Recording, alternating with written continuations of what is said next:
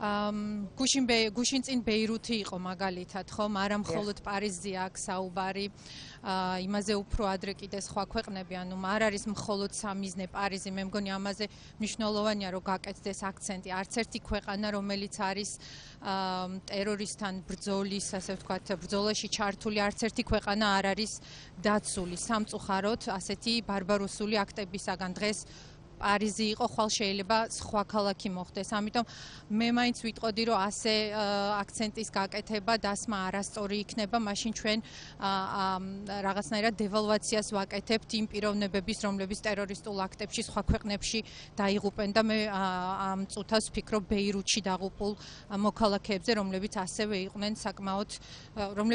იყვნენ სრულიად ესეთი მსხვერპლნი, ხო? მათაც არაფერი არ დააშავეს, ისინიც იყვნენ ტერორისტული აქტის მსხვერპლნი. პარიზი ამჯერად იმიტომ ალბათ რომ აქტიურად არის საფრანგეთი ჩართული ტერორისტთან ბრძოლაში და სირიაში აწარმოებს სამხედრო ოპერაციას. დიახ. ოპერაციის ნაწილია. დიდი მადლობა. ცოტა გადავიღალე, დიდი მადლობა კი. პირიქით, დიდი მადლობა თქვენ რომ მაინც გამონახეთ დრო გადაცემაში მონაწილეობისთვის. გასაგებია დაგემშვიდობებით, ძალიან დიდი მადლობა ეკა სირაძეს, საქართველოს ელჩს საფრანგეთში, რომელიც ჩვენი გადაცემის პირველი სტუმარი იყო. ჩვენ საუბრობდით ტერაქტზე ბეირუთშიც, ტერაქტების წელს პარიზში 7 იანვარს დაიწყო ფრანგული სატირული ჟურნალის შარლი ებდოს რედაქციაზე ტერორისტულმა თავდასხმამ 12 ადამიანი შეიწირა, მათ შორის ჟურნალის რედაქტორი და 3 ცნობილი კარიკატურისტი. წელს მსოფლიო ტერაქტების გეოგრაფია ასეთი იყო. 13 ნოემბერს ბეირუთში ორმა თვითმკვლელმა ტერორისტმა აიფეთქა თავი, დაიღუპა 40-ზე მეტი ადამიანი. 10 ოქტომბერს თურქეთის ისტორიაში ყველაზე მასშტაბური ტერაქტი მოხდა. ორი აფეთქება დედაქალაქ ანკარაში, დაიღუპა 100-ზე მეტი ადამიანი.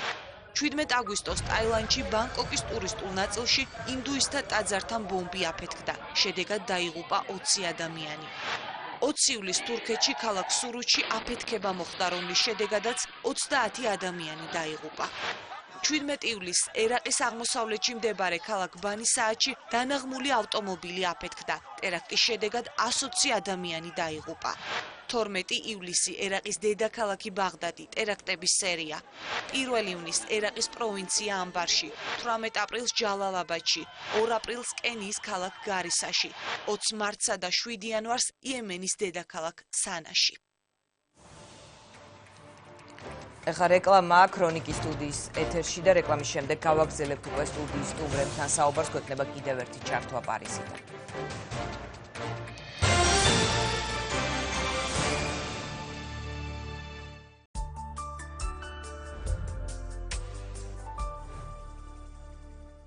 შეიძინე Lenovo smartphone. Ulimito წუთები Beeline-ის ქსელში. Ulimito SMS-ები 1 გიგაბაიტი, უსწრაფესი, 4G ინტერნეტი, Ulimito WhatsApp-ი თვეში მხოლოდ 25 ლარად. სუპერ საჩუქარი.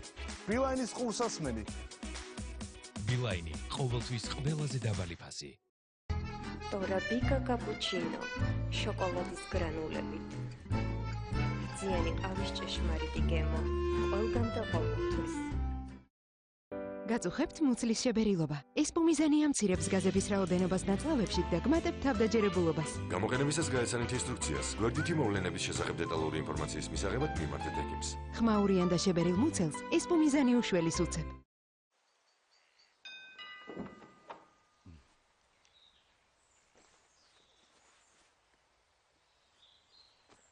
მხოლოდ გული უნდა იყოს შოკოლადთან ერთად. იდეალური სინასე იქმნება მაშინ, როცა თეთრი და რძიანი შოკოლადი ერთიანდება. Nestle, იდეალურად ნაზი. გაგრძელება იქნება. მიკროსაფინანსო ორგანიზაცია Swiss Capital-ით თავაზობთ მაქსიმალურ თანხას ნაღდი ფულით, უძრავი ქონებით უზრუნველყოფილ ცესხებზე. თბილისი, ბათუმი. დაგვიკავშირდით 2-300-300. პირველად, პატარაობაში თქვი.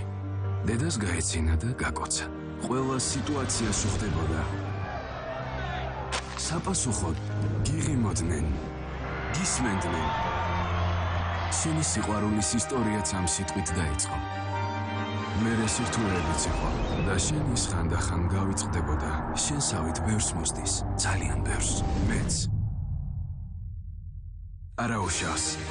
დღეს მე გადავდგამ პირველ მაგიც და გეტყვი, გამარჯობა. TBC ბანკი.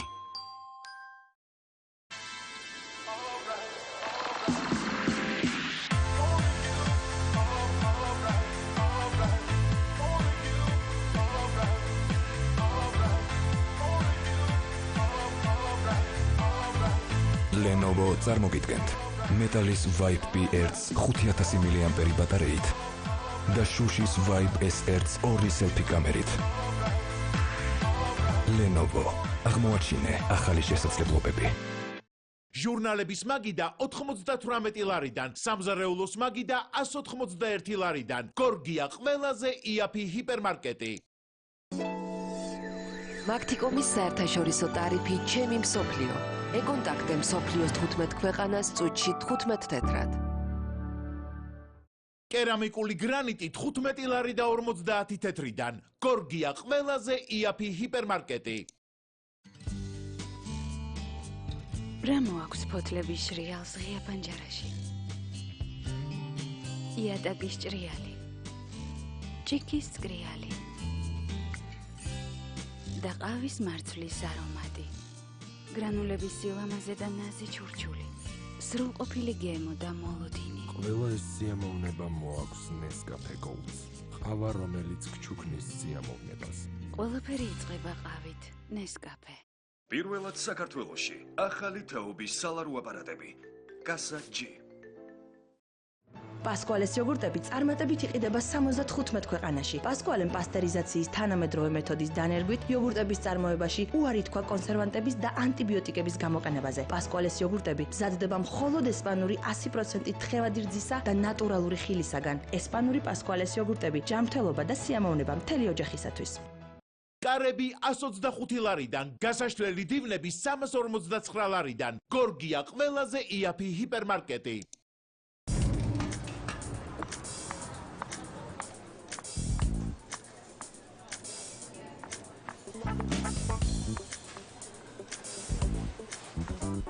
მეტავრეთი უნდა გადაიხადოს. ნახე, სტიკერიც არ აქვს მიგნული, არც საფული აქვს. იყავი გამორჩეული და ისარგებლე გადახდის უახლესი ტექნოლოგიით. Mobile Pay, VTB ბანკისგან. მაგთის ბალის და ბანის აბონენტებმა შეიძინეთ მეტი ინტერნეტი ნაკლებ ფასად და იყავით მთელი თვე ონლაინ. ინტერნეტ პაკეტის დაუხარჯავი მეგაბაიტები გენახებათ და ახალ პაკეტს ემატება. სასურველი ინტერნეტ პაკეტის შესაძენა დაკრიფეთ. ფიფკი 100 დიეზი OK. ან ისარგებლეთ პორტალით My Magti.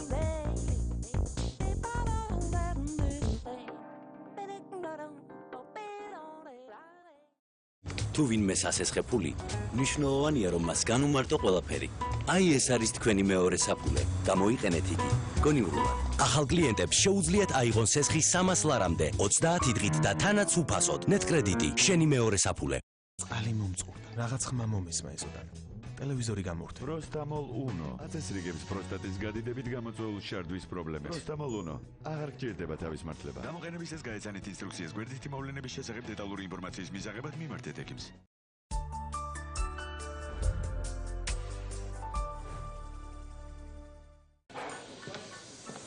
სეზონის გასართობი გადაცემების სპონსორია Döning Pilsner.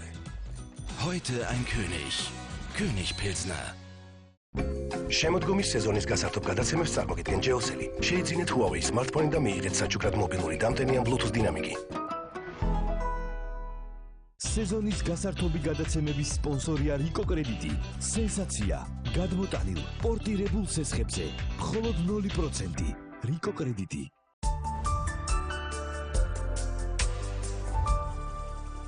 საღამოს გასართობი გადაცემების სპონსორია Express Card-ი Express ბანკისგან. გადაიხადეთ Express Card-ით ყველგან და ყოველი გადახდისას დააგროვეთ Express ბონუს ქულები. Express ბანკი. მარტივია. საღამოს ეთერის გასართობი გადაცემების სპონსორია სიტყვი. გაიაქტიურე ტელევიზიის პაკეტის სპორტი მხოლოდ 4 ლარად თვეში და შეუერთდი მსოფლიოს სპორტს. სიტყვი 2-100-100. საღამოს გასართობი გადაცემების წარმოდგენია მაგთიკომის საერთაშორისო ტარიფი ჩემი მსოფლიო. ეკონტაქტე მსოფლიოს 15 ქვეყანას წუთში 15 თეთრად.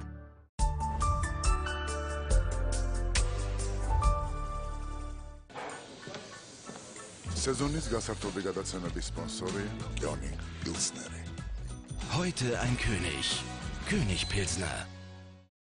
შემოდგომის სეზონის გასართობ გადაცემებს წარმოგიდგენ ჯეოსელი. შეიძინეთ Huawei smartphone და მიიღეთ საჩუქრად მობილური დამტენიან Bluetooth დინამიკი. სეზონის გასართობი გადაცემების სპონსორია რიკო კრედიტი. სენსაცია, გადმოტანილ, პორტირებულ სესხებზე, მხოლოდ 0%. რიკო კრედიტი. ჩვენ დავბრუნდით პირდაპირ ეთერში და ვაგრძელებთ საუბარს ჩვენ სტუმრებთან ერთად. ჩვენი სტუმრები იქნებიან დიმიტრი მანჯავიძე, აღმოსავლეთმცოდნე, მამუკა კუდავა, ყოფილი ელჩი საფრანგეთში, ბათუ ქუთელია, უსაფრთხოების ექსპერტი, ასევე პარიზიდან ჩავრთავთ წერალს პაატა ქურდაძე და ჩვენ ვიწყებთ სწორედ ბატონ პაატასთან საუბრით საღამოშვიდობისა. საღამოშვიდობისა. ეხლა ბოლო ინფორმაცია რაც ვნახე აღმოსავლეთ საფრანგეთში სატესტო მატარებელი რელსებიდან გადავიდა და 5 ადამიანია დაღუპული. BBC ავრცელებს ასეთ ინფორმაციას. ასეთი ტიპის ინფორმაციები როცა დღესაც ვრცელდება, რამდენად უსაფრთხოდ გრძნობთ თავს, ანუ რამდენად არის შიშის შეგრძნება ქალაქში წუხანდელი ღამის შემდეგ? იცით, შიშის შეგრძნება რა თქმა უნდა არის, მაგრამ არა ისეთი პანიკური, როგორც შეიძლება რაღაცას წარმოედგინოს. რა თქმა უნდა, ჩვენ ყველამ ვიცით, ეს ჯერ პირველად არ არის ტერორისტული შეტევა პარიზზე, საფრანგეთზე. ასეთი მასშტაბის არასდროს არ ყოფილა, მაგრამ არის ფრანგები ზოგადად ესეთ ხალხია, რომ მაინც რაღაც ესეთ მომენტში ასე თუ ისე რაღაცა გამბედაობას ამჟღავნებენ ხოლმე და ითვლება რომ შიში არის სწორედ ის რაც ჩვენს მტერს უნდა რომ დაანერგოს ამ ქვეყანაში. ყველაზე შეგაწყვეტნებთ, ყველაზე ემოციური ერთ-ერთი კადრები იყო ემოციური, როდესაც მარსელიოზას ვღეროდნენ სტადიონიდან ევაკუაციის დროს, ამიტომ კადრებითაც ვნახეთ ჩვენ ეს. კი, არა, მე შემიძლია უფრო მეტი ემოციურიც გითხრათ, იმიტომ რომ გუშინ საღამოს, როდესაც გამოაცხადეს ჯობდა ყველა თავის ადგილზე დარჩენილიყო, სადაც იყო, იმიტომ რომ არ ვიცოდეთ ეს ასე თქვენს რომ ტერორისტები შეიძლება სახლის სახურავებზე იყვნენ და იქიდან ისროლონ. საერთოდ არავინ არაფერი არ იცოდა. აქ გაჩნდა სპეციალური რაღაც ესეთი აპლიკაციასავით, სადაც ადამიანები ნიშანს დებდნენ, ვის შეეძლო მიეღო რომ ღამე გაეთენებინა უცნობი ადამიანებისთვის სახში, ასე რომ ეს თვითორგანიზების და თვითბრძოლის უნარიანობის ეს რაღაცა კულტურა საფრანგეთში, განსაკუთრებით პარიზში არის და ნუ ასე თუ ისე მეცაც გეტყვით და ამ საღამოს ახლა ეს საგანგებო მდგომარეობაა გამოცხადებული, მაგრამ ეს არ ნიშნავს იმას, რომ ყველაფერი დაკეტილია. ძირითადად ეს სახელმწიფო საზოგადოებრივი თავშეყრის ადგილებია დაკეტილი, თორემ რაღაცა მაღაზიების დიდი ნაწილი, კინოთეატრები, რაღაცები ღია მაინც უფრო მეტიც მე პირადად ამ საღამოს ჩემმა შვილმა სპექტაკლზე დამპატიჟა, დავრეკეთ და სპექტაკლი იქნებაო ჩემდა გასაკვირად. და აპირებთ წასვლას?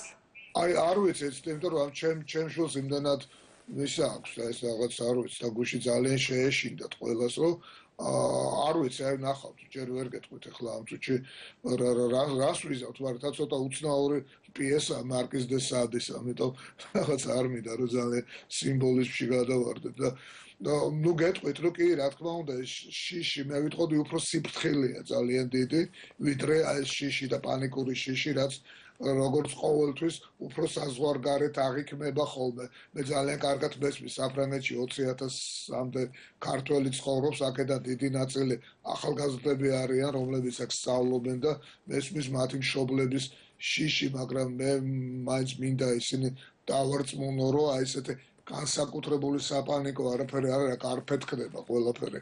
ყოველ ნაბიჯზე ცხოვრება ასე თუ ისე გრძელდება, უბრალოდ რაღაცა სიფრთხილის ზომებია განსაკუთრებული მიღებული, ისეთი როგორც ალბათ იცით, რომ ალჟირის ომის შემდეგ არ ყოფილა 50 წელი. ბატონ პაატა, თქვენ ჩვენი სტუმარი იყავით შარლი ებდოს ტრაგედიის შემდეგ და მაშინ იყო ჩემთვის მიუღებელი, მაგრამ დისკუსია იმაზე, რომ რელიგიური გრძნობების შეურაცხყოფა არ შეიძლება, რომ ანუ იყო მცდელობა, რომ სხერპლის შესწავლა მომხდარიყო და არა ტერორისტის, როგორც დღეს გიგა ზედანია წერდა სოციალურ ქსელში, რა დაგვანახა გუშინდელმა ღამემ? ისეთ გუშინდელმა ღამემ დაგვანახა, მე არ ვიცი, ვინ რას წერდა სამწუხაროდ არ გავცნობილ ვარ. უბრალოდ მინდა გითხრათ, რომ ჩვენ აქ უშუალოდ ვართ აი ეს მსხვერპლნი, ჩვენ პირადად არ